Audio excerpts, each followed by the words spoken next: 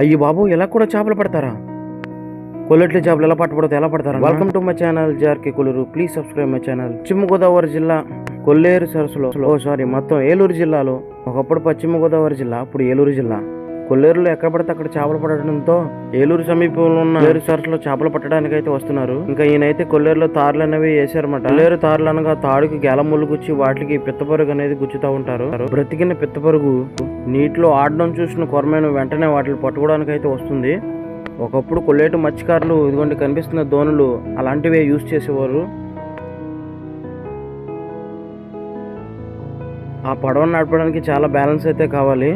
పూర్వం దీన్ని ఎక్కి బ్యాలెన్స్ చేయడం కూడా పెద్దవాళ్ళు ప్రాక్టీస్ అయితే చేసేవారు. విధానం 10-15 రోజులు కూడా సమయం. నేనైతే నా చిన్నప్పుడు దీన్ని ఎక్కి పడిపోయి హ్యాండిల్ చేయడం చాలా కష్టం అనమాట. ఈ మధ్య కాలంలో ఇదిగోండి కనిపించే ఈ ప్రోటు, ఈ తప్పతో అనేది వెళ్ళేవారు. తర్వాత ఇదిగోండి ఈ పడవలు అయితే వచ్చేసినాయి. ఆ పెద్ద నడిపే పొట్టు కొబ్బరి చెట్టుతో అయితే తయారు చేస్తారు. Thank you for watching JRK Kolleru.